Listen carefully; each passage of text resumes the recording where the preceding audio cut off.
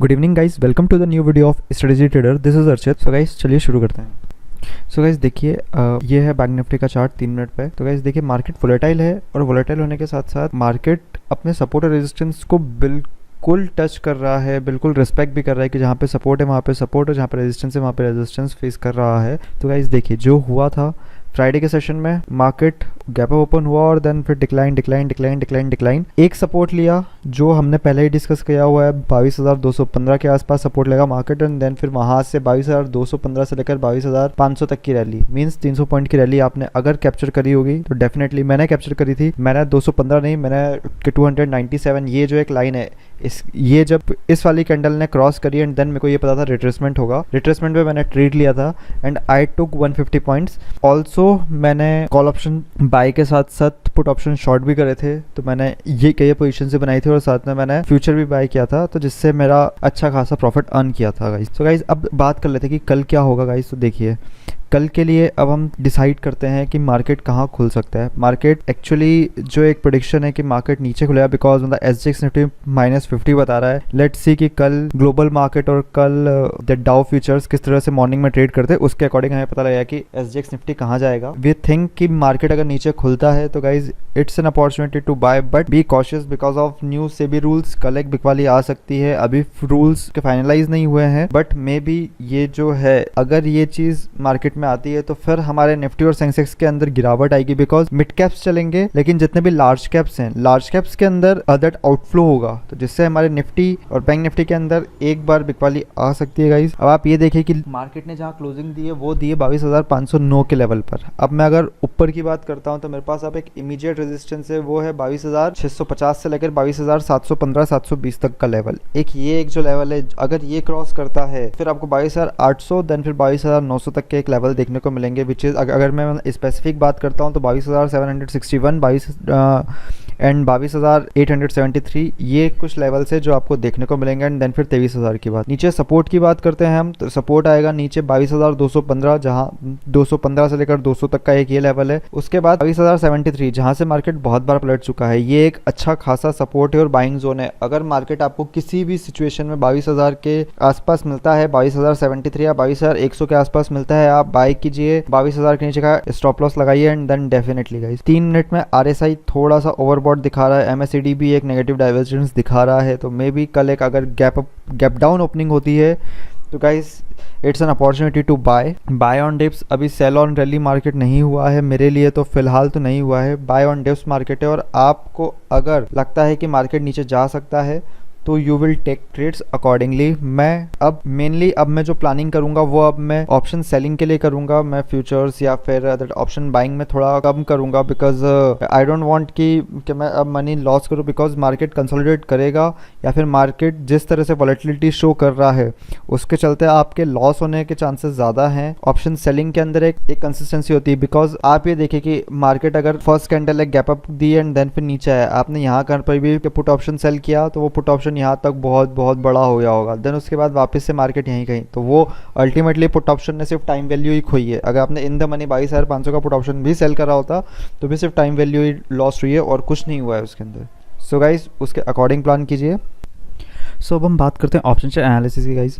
तो देखिए 22,500 की कॉल पर 3 लाख कॉन्ट्रैक्ट्स ऑलमोस्ट राइट हुए हैं that and open interest almost 7 lakh के आसपास का है। उसके बाद अगर मैं बोलता हूँ तो 23,000 की कॉल पर राइटिंग हुई है, बट अगर मैं नीचे पुट राइटिंग की बात करता हूँ तो पुट राइटिंग कोई ज़्यादा पुट राइटिंग नहीं, 22,000 पर भी इतना सपोर्ट नहीं है। Maybe they are expectations कि मार्केट नीचे जा सकता है, बट गाइज मार्केट नीचे नहीं जा रहा है।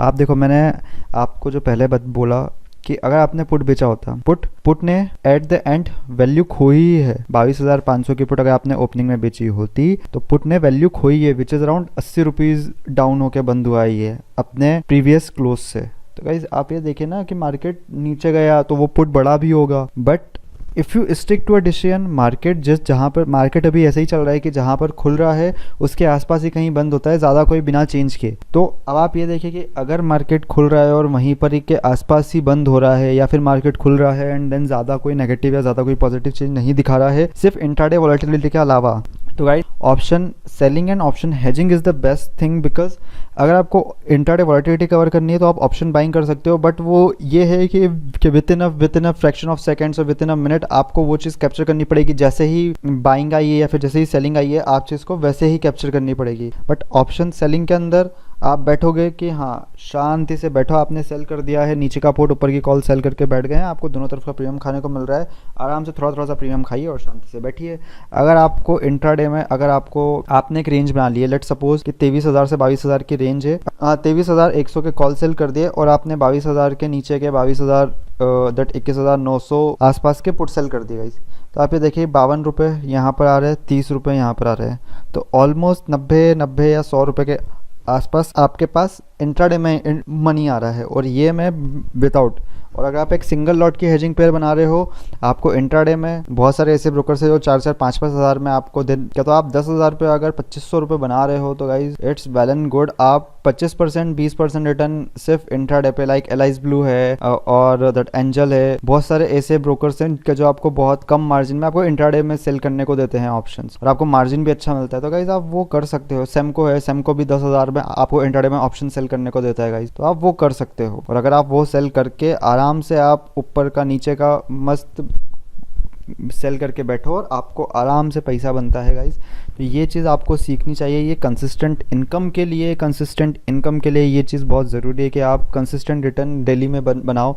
कि आप अगर 4 से 5% 10% रिटर्न बना रहे हो आपकी कैपिटल का, लाइक अगर आपने 1 लाख रुपए डाले हैं और अगर आप 5% बना रहे हो तो आप 5,000 रुपये पर डे का बना रहे हो। और 5,000 रुपये पर डे मीन्स आप समझ रहे हो कि आप महीने के 20 दिन होते हैं, 20 पंजे 1 लाख रुपए आराम से आप इंट्राडे में बना रहे हो। और गाइज वो बहुत है।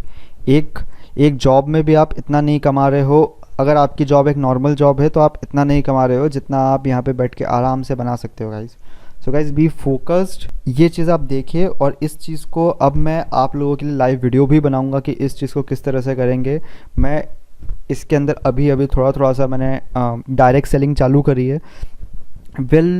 Once achieve efficiency, then definitely post those videos for you to learn those things कि हाँ किस तरह से हम क्या बना के और किस तरह से क्या स्ट्रेटेजी बना के मैं 5 से 10% का रिटर्न पर डे बनाता हूँ। और मेरी सिर्फ लिमिटेड कैपिटल में कि हाँ भाई मेरे पास अगर 1 लाख रुपए है तो मैं 1 लाख रुपए के अंदर मैं 5-5 हज़ार रुपये का आराम से बना के और शांति से बैठता हूँ विदाउट एनी प्रॉब्लम, मार्केट की वॉलेटिलिटी को हटा के guys. So guys that's all for the day. मेरी अभी कोई भी ओपन पोजीशन नहीं है तो मैं आपसे शेयर नहीं कर रहा हूँ। So guys please do subscribe my channel, hit the like button and share the video guys. Thank you.